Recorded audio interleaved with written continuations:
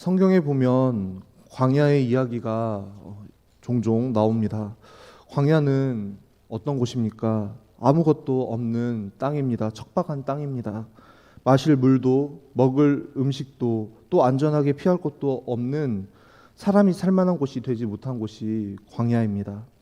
그렇게 아무것도 없는 땅에서 하나님께서는 놀랍게도 큰 은혜를 베풀어 주시는 것을 우리는 출애굽기의 그런 출애굽한 이스라엘 백성의 그런 모습을 통해서 볼 수 있습니다. 광야는 아무것도 없는 곳이기에 전적으로 하나님만 의지하고 바라보게 하는 곳이기도 했습니다. 그래서 아무것도 없는 그곳에서 이스라엘 백성들에게는 역설적으로 하나님의 은혜를 많이 경험할 수 있었던 곳이 광야이기도 했습니다. 오늘 우리의 삶이 비록 광야 같다고 할지라도 하나님께서 놀라운 은혜로 함께 하시고 붙드시며 우리의 삶을 인도해 주실 줄 믿습니다. 오늘 그 은혜의 하나님, 능력의 하나님을 바라보며 이 시간 말씀 앞에 나아가는 시간이 되길 소망합니다. 오늘 함께 읽은 시편 63편의 표제는 다윗이 유대 광야에 있을 때입니다. 다윗이 아들 압살롬의 반역으로 인해서 예루살렘에서 도망쳐야 했습니다. 요단 동편 마하나임으로 피신하면서 유대 광야에 머물렀을 때 지은 시가 오늘 우리가 함께 읽은 시편 63편의 시입니다. 유대 광야는 예루살렘과 사이에 있는 황량한 불모지였습니다. 척박한 그런 황폐한 땅이었습니다.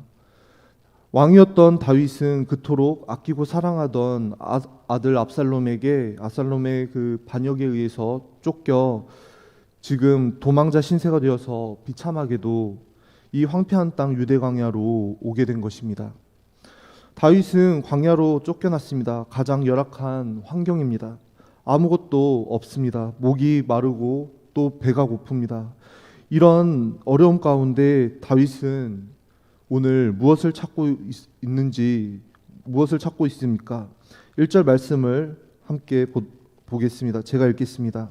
하나님이여 주는 나의 하나님이시라. 내가 간절히 주를 찾되 물이 없어 마르고 황폐한 땅에서 내 영혼이 주를 갈망하며 내 육체가 주를 앙모하나이다. 광야는 부재의 땅입니다. 먹을 것, 마실 것이 없는 아주 척박한 곳이 광야입니다. 다윗은 현재 자신의 처한 이 상황이 지금 머물고 있는 이 광야와 같이 황폐하다고 말하고 있습니다. 그런데 다윗의 이 고백이 오늘 우리에게 도전을 주고 은혜가 되는 것은 이렇게 비참하고 절박한 상황 가운데서 다윗이 지금 찾고 있는 대상은 다른 무엇도 아닌 하나님이라는 사실입니다. 광야에서 물을 찾아 헤매이듯이 메마른 땅에서 물을 찾아 헤매듯 다윗은 그렇게 간절히 하나님을 찾고 있다고 고백하는 것입니다. 여러분, 사람은 음식을 먹지 않아도 40일을 버틸 수 있다고 합니다. 40일 정도를 버틸 수 있다고 합니다. 그런데 물을 마시지 않으면 3일 이상을 버티기 어렵다고 합니다. 그만큼 사람에게 있어서 물은 너무나도 중요합니다. 소중합니다. 광야에서 해갈하고 생명을 이어갈 소중한 물을 그렇게 찾듯이 다윗은 간절하게 하나님을 찾고 있다고 고백하고 있습니다. 왜 그럴까요? 지금 이 어렵고 절박한 상황에서 다윗을 건져줄 분이 오직 하나님밖에 없음을, 하나님뿐임을 다윗은 잘 알고 있었기 때문입니다. 여기서 간절히 찾다는 표현은 아침 일찍부터 찾는다는 의미가 있습니다. 우리가 하나님을 이렇게 찾을 때 이런 간절한 마음으로 찾아야 한다는 것입니다. 내가 해볼 것 다 해보고 이도저도 안 되니까 그때서야 느지막하게 마지막 보류로 가서 하나님께 가서 하나님을 찾아야겠다 하는 것이 아니라 내 삶의 유일한 희망은 하나님이십니다. 하나님밖에 나의 도움이 없습니다. 라는 이런 간절한 마음으로, 이러한 고백으로 하나님을 찾아야 하는 것입니다. 이러한 고백으로 아침 일찍부터 가장 먼저 하나님을 찾는 마음으로 우리가 하나님께 나아가야 하는 것입니다. 그렇게 우리의 삶의 문제와 어려움 앞에서 다른 무엇이 아닌 하나님을 가장 먼저 찾고 하나님만 의지하는 이러한 마음과 태도가 우리에게 가장 올바른 선택이 될 것이고 하나님의 은혜를 경험하는 능력의 시작이 될 줄로 믿습니다. 그런 의미에서 아침 일찍 일어나 새벽 예배를 오늘 이렇게 우리가 새벽 예배를 드리는 삶 또는 말씀을 묵상하며 하나님을 만나는 시간을 통해 하루를 시작하는 것은 기도와 말씀을 통해 하루를 시작하는 것은 우리에게 얼마나 복되고 소중한 시간인지를 다시 한번 깨닫게 합니다. 하루의 시작부터 하나님을 간절하게 찾음으로 가장 빨리 하나님을 만나고 그 하나님의 은혜를 경험할 수 있기 때문입니다. 그렇게 하나님을 찾는 자는 이렇게 오늘 고백할 수 있습니다. 5절 말씀을 제가 읽겠습니다. 골수와 기름진 것을 먹음과 같이 나의 영혼이 만족할 것이라. 나의 입이 기쁜 입술로 주를 찬송하되. 다윗은 지금 하나님을 간절히 찾는 그러한 삶을 통해서 자신의 영혼이 만족과 기쁨을 누린다고 고백합니다. 마치 정말 맛있는 그 음식을 산의 진미를 먹는 것과 같은 그런 즐거움과 만족이 내 영혼에 내 안에 그러한 기쁨과 만족이 있다는 것입니다. 만족이 넘쳐난다고 표현하고 있습니다. 성도 여러분, 광야 같은 인생이라고 할지라도 아무것도 얻기 힘든 그러한 상황일지라도 하나님을 간절히 찾고 하나님의 은혜를 갈망하는 인생은 그 영혼에서부터 육체에 이르기까지 오늘 다윗이 고백한 것처럼 하나님께서 만족과 기쁨으로 채워주실 줄 믿습니다. 오늘 저와 여러분의 삶이 그 하나님을 간절히 찾고 의지함으로 말미암아 풍성한 은혜를 누리고 경험하는 그러한 복된 삶 되시길 주님의 이름으로 축복합니다. 다음으로 6절 말씀을 보겠습니다. 내가 나의 침상에서 주를 기억하며 새벽에 주의 말씀을 작은 소리로 읊조릴 때에 하오리니. 다윗은 새벽에 하나님의 말씀을 묵상함으로 또 밤중 침상에서는 하나님을 기억한다고 고백합니다. 지금 자신이 처한 상황은 어떤 상황입니까? 사랑하는 아들의 배반으로 광야로 쫓긴 어렵고 비참한 가운데 있지만 그러한 상황 가운데서도 새벽에 하나님의 말씀으로 하루를 시작하고 또 하루를 마치면서 하나님을 기억하며 기도하는 삶을 살고 있다는 고백입니다. 하루의 시작과 끝을 하나님께 올려드리고 있는 것입니다. 여러분, 우리의 속담에 시작이 반이다라는 그런 말이 있듯이 우리 시작은 참으로 중요합니다. 달리기 선수가 아무리 빠르게 달린다고 할지라도 빠르게 달리기를 하는 그런 선수가 있다고 할지라도 처음 출발이 늦으면 좋은 성적을 낼 수 없습니다. 또 시작도 중요하지만 마무리도 중요합니다. 어떤 계약을 우리가 성사시킬 때 아무리 처음과 중간에 서로 좋은 대화가 오고 갔더라도 마지막 마무리로 그 계약서의 도장이 잘 찍혀야 마무리가 잘 되는 것처럼 마무리 또한 중요하다고 할 수 있습니다. 우리 인생의 하루의 시작과 마무리를 그렇게 말씀과 기도로 시작한다는 것은 하나님 앞에 우리의 인생을 온전히 올려드리는 너무나도 중요한 그러한 우리의 믿음의 행위인 것입니다.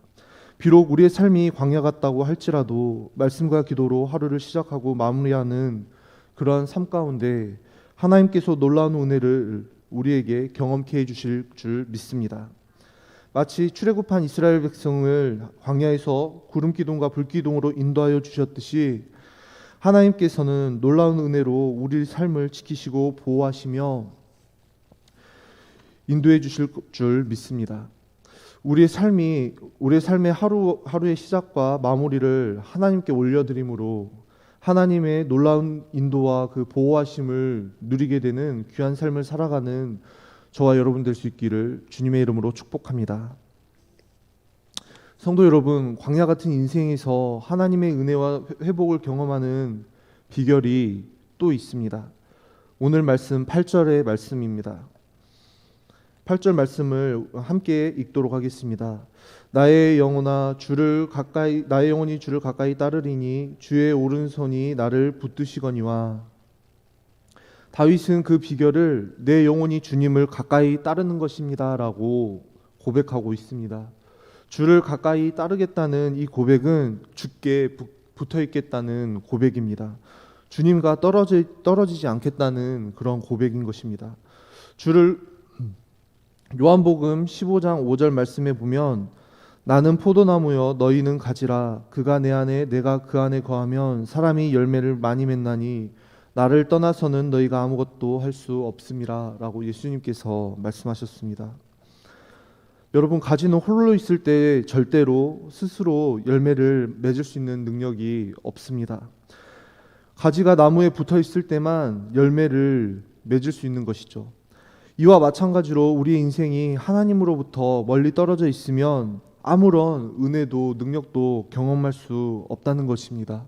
그러나 예수님께 붙어 있으면 하나님과 늘 가까이 하는 그런 삶을 살아간다면 놀라운 하나님의 능력과 하나님께서 주시는 그런 축복과 은혜를 우리 삶 가운데 경험하게 된다는 것입니다. 8절에 주의 오른손이 나를 붙드신다는 이 표현은 하나님의 전능하신 능력과 보호가 우리 삶 가운데 임한다는 의미입니다. 성도 여러분, 하나님의 능력과 은혜와 보호를 경험하는 것은 주를 가까이 따를 때, 언제나 주님께 가까이 붙어 있을 때 가능한 줄로 믿습니다. 다윗은 비록 광야에 있었지만 그가 원해서 그 황폐한 곳에 간 것은 아니지만 그 비참하고 절망적인 상황 가운데서도 하나님께 가까이 나아감으로 하나님을 간절히 찾는 그런 삶으로 영혼의 만족과 평안과 기쁨을 누리는 은혜를 그 광야의 삶 가운데서도 경험하였습니다. 어떻게 보면 광야의 삶을 산다는 것은 겉으로 봤을 때 괴로움이고 고통이지만 오히려 그러하기에 우리가 더 하나님을 간절히 찾을 수 있고 하나님만 바라보며 더 하나님께 가까이 나아가는 삶을 살아낼 수 있는 것입니다. 그러한 삶을 통해 하나님을 만나고 하나님의 은혜를 누리게 되는 것을 우리는 오늘 말씀을 통해 깨닫습니다. 혹시 성도님들의 삶 가운데 이러한 광야 같은 어려움이 있다면 이러한 상황이지만 어렵지만 힘들지만 그런 상황일지라도 주님을 더욱 간절히 찾고 말씀과 기도를 통해 하나님을 더 가까이 함으로 놀라운 하나님의 은혜를 경험하고 또 그 하나님을 만나는 은혜를 누리게 되시기를 주님의 이름으로 축복하고 간절히 소망합니다. 기도하겠습니다. 사랑과 은혜가 풍성하신 아버지 하나님, 감사합니다. 광야에 머문 다윗의 그 삶 가운데 놀라운 은혜를 하나님께서 베풀어 주셨듯이 광야 같은 어려움 가운데 있는 저희의 삶에도 하나님의 그 자비와 긍휼로 우리의 삶을 붙들어 주시고 그 은혜로 회복될 수 있도록 긍휼을 베풀어 주시옵소서. 하나님께 더 가까이 나아가는 삶, 하나님을 간절히 찾고 구하는 삶, 그러한 삶을 통해 광야가 오히려 축복의 자리였다고 고백하는 그러한 은혜와 만족을 누리는 우리 모두의 삶이 되도록 주님 인도하여 주옵소서. 이 모든 말씀 살아계신 예수 그리스도의 이름으로 기도합나이다. 아멘.